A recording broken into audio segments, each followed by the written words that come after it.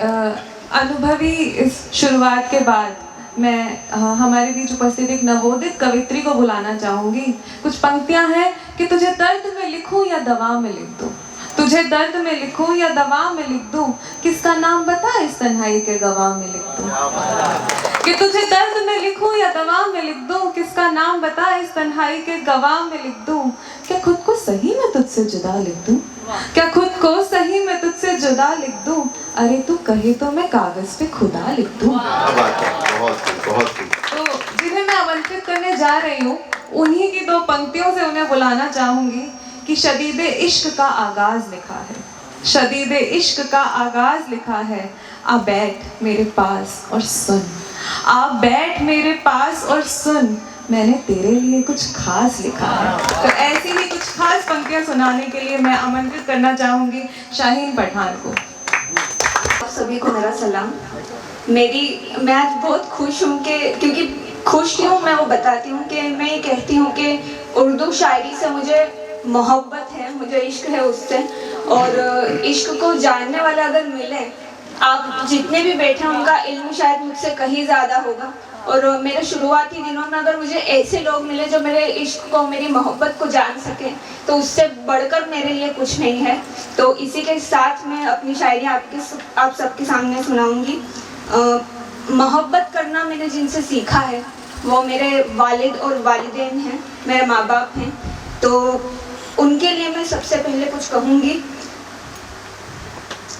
वो लफ्ज़ भी कम हैं जिन लफ्ज़ों से जज्बात बयां होते हैं। माँ तेरी रूह के फरिश्ते कहाँ होते हैं। हर जर्रे से मोहब्बत की महक आती है, हर जर्रे से मोहब्बत की महक आती है। जिस घर में तेरे इश्क के अहदे वफा होते हैं। क्या अगला शेर उस इंसान के लिए है जिससे सच में मैंने मोहब्बत करना सीखा है कि मोहब्बत क्या है, इश्क क्या है। उसके लिए है, मेरे पापा के लिए। जिस तरह से वो मुझे मोहब्बत करते हैं, मैं जितनी भी बड़ी हो जाऊं मेरे अंदर का बचपना हमेशा वो जिंदा रखते हैं। तो उनके लिए मैंने एक चीज़ लिखी है। मैंने देखा है किसी को अपने ख्वाब को बिखेर, किसी और के ख्वाब को सजाते हुए। मैंने देखा है किसी को अपने ख्वाब को बिखेर, किसी और के ख्वाब को सजाते हुए। मैंने देखा है एक बाप को पीठ पर खंजर के साथ अपनी बेटी को आसमान की ओर उठाते हुए। क्या बात है, क्या बात है, बहुत खूबसूरत। अगली मेरी शायरी है कि मुखालिफों की भीड़ में सुकून पल का नज़ारा कहाँ होता है। किसी से इश्क एक मर्तबा होता है, ये दोबारा कहाँ होता है। क्या बात है, क्या बात है। और हर ख्वाहिश दम तोड़ देती है दर्द की दहलीज पर आकर। हर ख्वाहिश दम तोड़ देती है दर्द की दहलीज पर आकर। परिंदों को खुला आसमान चाहिए, इनका बंदिशों में गुजारा कहाँ। क्या बात है, बहुत खूब, बहुत खूब। अगली लाइन है कि वो शदीद इश्क के कई तरीके मुझको बतलाता है। वो शदीद इश्क के कई तरीके मुझको बतलाता है। और बारी खुद की आती है तो सारे तरीके भूल जाता है। वो खाता है कई कसमें इश्क में साथ चलने की, और वक्त आने पर उन कसमों के तर्जुमे भूल जाता है। वो वफाओं का परचम शरे बाजार में जो लहराता है, बात अहदे वफा की होने पर वो शख्स मुझे खोखला नजर आता है। अगला शेर है कि हमको कहाँ दुनियाई चीजों की तलब होती है। हमको कहाँ दुनियाई चीजों की तलब होती है, तेरे करीब जो करे ख्वाहिशें वो सब होती है। और तेरे पास से गुजरते हैं कुछ ये सोचकर, तेरे पास से गुजरते हैं कुछ ये सोचकर, किसी की एक नजर भी इश्क का सबब होती है। क्या बात। अगला शेर है कि किसी को इश्क में आजमाया नहीं जाता, किसी को इश्क में आजमाया नहीं जाता। दिल लगी एक से हो तो सभी से दिल लगाया नहीं जाता। और थामो हाथ किसी का तो निभाना होता है, थामो हाथ किसी का तो निभाना होता है। यूं राह चलते हर किसी से हाथ मिलाया नहीं जाता। क्या बात है। अगली कुछ लाइनें हैं कि एक खत लिखा है मैंने, कहो पढ़ना चाहोगे क्या। अल्फाज हैं कुछ इश्क के, मेरे साथ दोहराओगे क्या। अपना बचपना बिखेरा है उन पन्नों में, उन्हें देखकर मुस्कुराओगे क्या। कुछ उलझनों की बातें हैं, आप उन्हें सुलझाओगे क्या। मायने नहीं पता मुझे इश्क के, मेरा हाथ थाम मुझे समझाओगे क्या। कुछ हिदायत है मुझसे इश्क करने की, उन्हें पढ़कर मुझसे इश्क जताओगे क्या। कुछ अनकही ख्वाहिशों का जिक्र है, उन्हें आप पूरा कर पाओगे क्या। मुझसे मुकम्मल इश्क की इंतहा बताई है, मुझसे मुकम्मल इश्क की इंतहा बताई है, उनसे परे इश्क कर पाओगे क्या। एक खत लिखा है मैंने, कहो पढ़ना चाहोगे क्या। अगली लाइन है कि उसके वजूद के दायरे जो बताती है दुनिया, उसके वजूद के दायरे जो बताती है दुनिया, वो इन दायरों में खुद को समाने लगी है। ख्वाबों में जीना मुकद्दर था जिसका, वो उन ख्वाबों से हटकर हकीकत में आने लगी हैं। किसी ने तो तोड़ा है उसको भी पल भर, किसी ने तो तोड़ा है उसको भी पल भर, वो यूं ही नहीं मुस्कुराने लगी है। अगली लाइन है कि वो मेरी मुस्कुराहट की वजह पूछती है, वो मेरी मुस्कुराहट की वजह पूछती है, मेरे उससे इश्क की इंतहा पूछती है। मैंने समेटे रखा है खुद को उसकी मोहब्बत की खातिर, वो नादान ज़न्य मुझसे क्या पूछती है। क्या बात पूछती है कि शिकायत है मुझसे कोई क्या, पूछती है कि शिकायत है मुझसे कोई क्या। वो मासूम इश्क की दवा पूछती है, मैं नासाज होता हूँ ये सोच कर की, मैं नासाज होता हूँ ये सोच कर की, वो सुकून कल खैर भला पूछती है। क्या बात। और मेरी आखिरी जो शायरी है वो है कि इश्क एक इबादत है और इबादत का तरीका बदला नहीं जाता। इश्क एक इबादत है और इबादत का तरीका बदला नहीं जाता। दुआएं अगर मुकम्मल ना भी हो तो खुदा बदला नहीं जाता। वाह वाह, क्या बात है, बहुत खूब, बहुत खूब शहीद, बहुत। तुझे भुलाऊं तो भुलाऊं कैसे, तेरी यादों को मन मंदिर से मिटाऊं कैसे। वो जो झूठे तेरे वादे थे उन्हें अकेले निभाऊं कैसे, वो जो झूठे तेरे वादे थे उन्हें अकेले निभाऊं कैसे। तू है ही नहीं जाना, तुझे सताऊं भी कैसे। अरे तेरी बातों में खुद को उलझाऊं भी कैसे, और उलझती जा रही इन गुत्थियों को सुलझाऊं कैसे। जगती काली रातों में खुद को सुलाऊं कैसे, मेरे अंदर उठ रही चट्टानों को गिराऊं कैसे। सवालों की उठ रही इस आग को बुझाऊं कैसे। तू रहा ही नहीं मेरा, तू रहा ही नहीं मेरा, अब ये बात खुद को समझाऊं कैसे। अपना चुका जिस तथ्य को तू, अपना चुका जिस तथ्य को तू, मैं उस सच्चाई को अपनाऊं कैसे। भूल गया तू तो वो लम्हे सारे, भूल गया तू तो वो लम्हे सारे, पर मैं तुझे भुलाऊं तो भुलाऊं कैसे।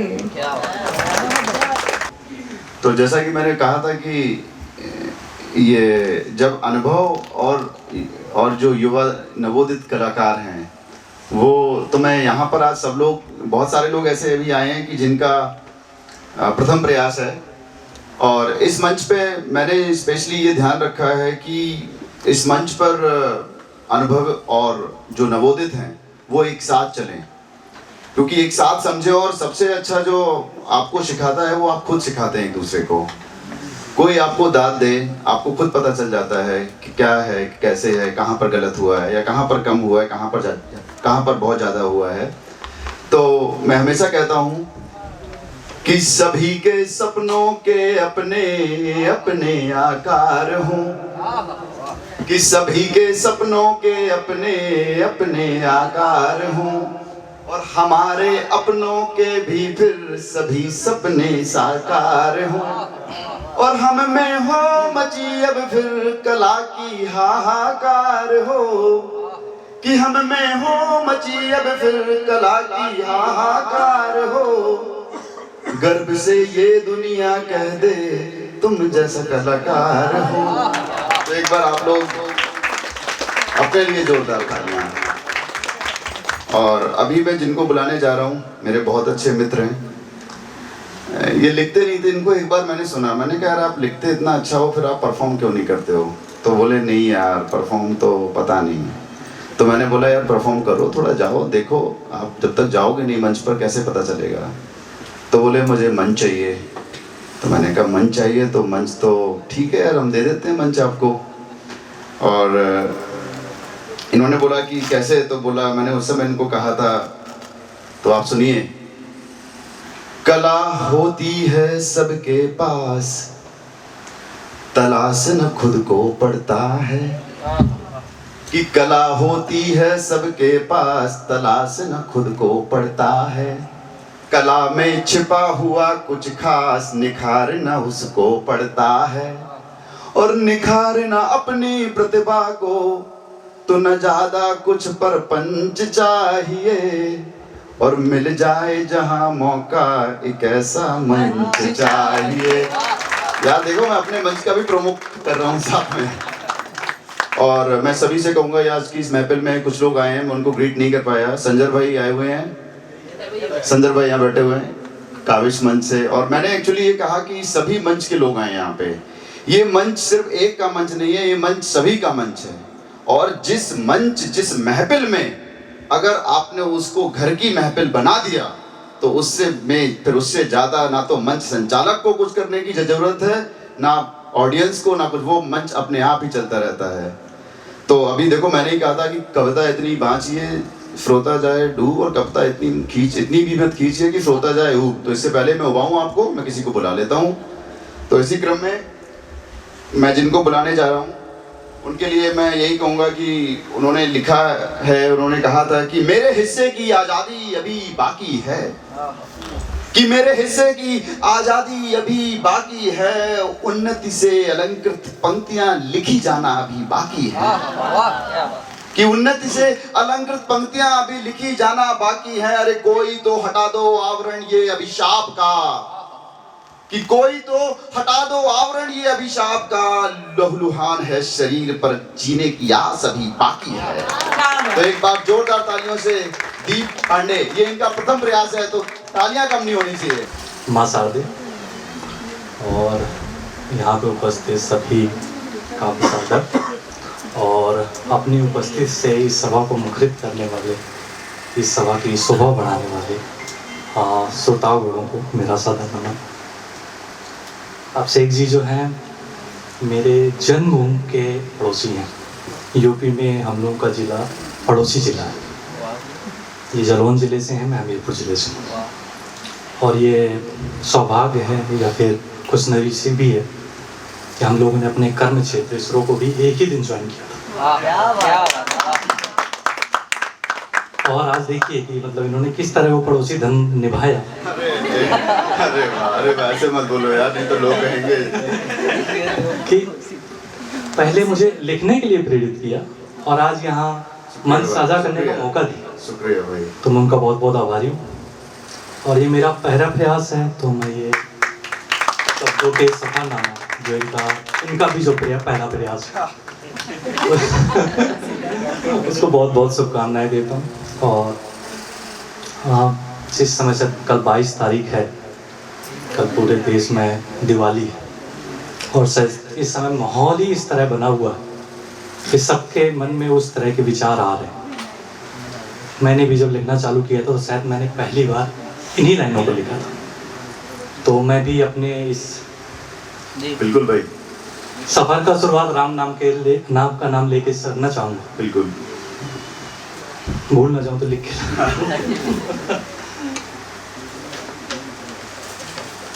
हाँ, पहले मैं राम जी का नाम लेके शुरुआत करूँगा। उसके बाद मैं भोले बाबा की नगरी की दुर्दशा का बयान करूँगा। क्या बात है। तो हर कोई राम बनना चाहता है। राम बनना आसान नहीं है। रावण कोई बनना भी नहीं चाहता, वो भी बनना आसान नहीं। और कलयुग का समय है, राम बनने कौन देगा आपको? तो क्यों आसान नहीं है? जवाना राम को उभरने नहीं देता, जवाना राम को उभरने नहीं देता और ये संस्कारी मन रावण को पनपने नहीं देता। वाह, क्या बात है भाई, बहुत बढ़िया। और इसीलिए राम बनना भी मुश्किल है, रावण बनना भी मुश्किल है। अभी राम बनने के लिए आपको रावण को वध करना पड़ेगा, आपको समाज में उपस्थित जितनी बुराइयां हैं उनको खत्म करना पड़ेगा। तो उस पर कुछ चाल लाइनें हैं कि क्या दुविधा होती है इन बुराइयों को खत्म करने में। चक्षुओं के सामने रावणों का अंबार है, चक्षुओं के सामने रावणों का अंबार है, कर नष्ट परशुराम का उदाहरण साथ है। चक्षुओं के सामने रावणों का अंबार है, कर नष्ट परशुराम का उदाहरण साथ है। काजल की कोठरी में सफेद वस्त्रों को बचा पाऊंगा, पर काजल की कोठरी में सफेद वस्त्रों को बचा पाऊंगा। कृष्ण की भांति माता गंधारी के श्राप को अपना पाऊंगा। कृष्ण जी की पूरी द्वारिका नगरी और उनका पूरा वंश नष्ट हो गया था, वो महाभारत मतलब बुराइयों को मिटाने के चक्कर में। चक्षुओं के सामने रावणों का अंबार है, कर नष्ट परशुराम का उदाहरण साथ है, पर काजल की कोठरी से सफेद वस्त्रों को बचा पाऊंगा। कृष्ण की भांति माता गंधारी के श्राप को अपना पाऊंगा। रावण को मिटाने की चाहत में कहीं राम को विलुप्त तो नहीं कर जाऊंगा। दुविधा भरे मन की इस कश्ती को साहिल नहीं दिखा पाऊंगा, न राम बन पाऊंगा न रावण बन पाऊंगा। बहुत बढ़िया जी। 4 लाइन और है, फिर मैं अपनी डमरू वाले बाबा मतलब भोले बाबा की नगरी का दुर्दशा बयान करूंगा। संस्कार लाते मानवता विचारों में, संस्कार लाते मानवता विचारों में, आचरण दिखते हम लोगों के हथियारों में। संस्कार लाते मानवता विचारों में, आचरण दिखते हमारे हथियारों में। आचरण में राम दूर क्षितिज पे सोते हैं, विचारों में रावण दृष्टि पटल पे नहीं होते हैं। ये आचरण और विचारों का सामंजस्य बनाना मुश्किल है, राम बनना भी मुश्किल है, रावण बनना भी मुश्किल है। क्या बात है, बहुत बढ़िया। मेरी कविता का शीर्षक है डमरू वाले बाबा की नगरी। अभी भोले बाबा की नगरी जल्दी काशी को माना जाता है यूपी में, और उनका निवास स्थान जो है वो हाँ जो भी। तो एक जगह ऐसी है, अगर आप बाबा का दर्शन करने वहाँ जाते हो तो जो वहाँ प्रशासन जो मैनेज कर रहा है वो सब चीज़ों को, आपकी यात्रीगण लोगों की और श्रद्धालु लोगों की व्यवस्था, तो उनकी वहाँ उन लोगों को सुविधा से ज़्यादा सुरक्षा का ध्यान रखना पड़ता है। सही कहा। अमरनाथ यात्रा, और इसलिए वो रखना पड़ता है कि अमरनाथ यात्रा हमारे जम्मू कश्मीर में, जब हमारा देश आज़ाद हुआ था तो सबको पता है लगभग 500 से ज़्यादा रियासतें थीं जिन्हें किसी को पुचकार के, किसी को डरा के, किसी को धमका के, किसी का पाकिस्तान में विलय करा दिया गया और कुछ का भारत में विलय करा दिया गया। अभी जैसी भी स्थिति में वो रियासतें हैं और गुलाम भारत से कोटि-कोटि गुना संपन्न है, सुखी है। पर एक जगह ऐसी है जम्मू एंड कश्मीर जिसमें ये हमारी जो आज़ादी है उस पर अभिशाप बन के बरसी। तो जो अभिषेक जी ने 4 पंक्तियाँ गाई थी, मैं उसकी गुहार, उसकी जो वो चाह रही है, जो उसकी इच्छा है, उसकी लाइन को व्यक्त करते हुए कही थी। मैं उसको दोहराऊंगा, फिर उसके बाद कविता का स्टार्ट करता हूँ भाई कि मेरे हिस्से की आज़ादी भी बाकी है। अब आप जम्मू एंड कश्मीर को सोच के बोलिएगा, सोचिएगा, फिर इन जो लाइनें हैं उनको महसूस कीजिएगा। मेरे हिस्से की आज़ादी भी बाकी है, उन्नति से अलंकृत पंक्तियां लिखी जाना बाकी है। कोई तो हटा दो ये आवरण अभिशाप का, अरे कोई तो हटा दो ये आवरण अभिशाप का, लवलुहान है शरीर पर जीने की आस अभी बाकी। अभी मैं कविता की शुरुआत करूंगा। ये उनकी उसी जम्मू एंड कश्मीर की दशा है, भोले बाबा की नगरी अमरनाथ की दशा। भाई भाई में नर हिंसा का भाव, भाई भाई में नर हिंसा का भाव, इस मनोदशा का गांव गांव छिड़काव। ये 70 व 80 के दशक की बात है, जब पाकिस्तान ने वहाँ के लोगों पे आपस में लोगों को, दोनों संप्रदाय के बीच झगड़ा फैलाया था, लोगों को एक दूसरे का दुश्मन बनाया था। एक राहुल पंडिता की किसी ने बुक पढ़ी हो तो our moon has blood clot, उसमें एक बताता है कि आपका पड़ोसी जो कई 3 दशक से आपके साथ रह रहा है, ठीक, वो एक दिन आपके सामने घर में आता है, दरवाज़ा खटखटाता है और बोलता है कि भाईजान ये घर खाली कर दो, आज से ये हमारा है। इस तरह की सिचुएशन पाकिस्तान ने क्रिएट कर दी थी। उस सिचुएशन को बयान करते हुए ये पंक्तियाँ हैं। भाई भाई में नर हिंसा का भाव, इस मनोदशा का गांव गांव छिड़काव। धमकियों से खड़कते खिड़की और दरवाजे, धमकियों से खड़कते खिड़की और दरवाजे, वादियों में गूंजते अलगाव के बाजे। देखिए कभी झरोखे क्या क्या देखते हैं। झरोखों ने देखा आतंकवाद को आते, झरोखों ने देखा आतंकवाद को आते, देवदार को भी वर्दी में लहराते। केसर सी जीवंतता को शमशान में बुझते, केसर सी जीवंतता को शमशान में बुझते, अपनों को कटते मरते पलायन करते, अपनों को कटते मरते पलायन करते, और जो बच गए उनका क्या? बचे लोगों को खंडरों में रोते, सावन में भी पतझड़ को रोते। क्या बात, क्या बात। और जो लोग बच गए खंडरों में वो क्यों रो रहे थे? अपनों के खोने की यादें जिंदा, अपनों के खोने की यादें जिंदा, लोगों की भी केवल लाशें जिंदा। बहुत अपनों के खोने की यादें जिंदा, लोगों की भी केवल लाशें जिंदा, सीमा से ज्यादा गलियों में हिंसा, अलगनी में वस्त्रों से ज्यादा लाशों का हिस्सा। सीमा से ज्यादा गलियों में हिंसा, अलगनी में वस्त्रों से ज्यादा लाशों का हिस्सा, हर के ओठों में मुझे मिलाने का किस्सा। जब 1947 हुई थी तो कुछ भाग पाकिस्तान के हिस्से में चला गया, कुछ भारत के हिस्से में आ गया। पाकिस्तान बोलता है भारत अधिकृत कश्मीर और भारत बोलता है पाकिस्तान अधिकृत कश्मीर, तो वो दो हिस्से हैं। तो वही है, सीमा से ज्यादा गलियों में हिंसा, अलगनी में वस्त्रों से ज्यादा लाशों का हिस्सा, हर के ओठों में मुझे मिलाने का किस्सा, जबकि बेहाल है हर के पास मेरा वो हिस्सा। फिर ये जम्मू कश्मीर की जो ये दशा है, ये दुर्दशा है, वो करने वाला कौन? मतलब जो ये उनका उसका हश्र जिसने किया वो दोषी, कि जिसने हश्र होने दिया वो दोषी? तो इस पे 4 लाइनें हैं, देखिएगा। द्वापर का ये खेत फिर सजा, द्वापर का ये खेत फिर सजा, सुख रण का सेज रचा, कौरवों से क्या उम्मीद भला, कौरवों से क्या उम्मीद भला, गांडीव क्यों न तनकर खड़ा। क्या बात। प्रारब्ध ने के भुजंग ने गला घसा, प्रारब्ध के भुजंग ने गला घसा, कि हर समर्थवान में है भीष्म बसा। क्या बात। फिर जो युद्ध होता है किसी समस्या का हल नहीं, युद्ध समस्या को बढ़ाने के लिए होता है, पर नियति ऐसी थी तो देखिएगा। तोपों से उड़ती बारूदी हवाएं जो शांति के आंचल को उलझा कफन बनाए, नियति भी अभिशाप से हाथ मिलाए, नियति भी अभिशाप से हाथ मिलाए, सूरज की किरणों को चुन चुन के पहुंचाए। 370 लाने में थी मेरी भलाई, उसे हटाने में भी मेरी भलाई, समय का अभिशाप यह विचारों की लड़ाई, जिसने मेरे जिस्म को ही प्रयोगशाला बनाई। अंतिम 4 लाइनें। मैं झेलम चेनाब की जननी, मैं झेलम चेनाब की जननी, मैं पहाड़ों वादियों की नगरी, मैं अलगाववाद की भी जननी, मैं आतंकवाद की भी नगरी, मैं झेलम चेनाब की जननी, मैं पहाड़ों वादियों की नगरी, मैं अलगाववाद की भी जननी, मैं आतंकवाद की भी नगरी। सन 47 ने तोड़ दी जिसकी उम्मीदों की गगरी, सन 47 ने तोड़ दी जिसकी उम्मीदों की गगरी, मैं डमरू वाले बाबा की नगरी, मैं डमरू वाले बाबा की नगरी।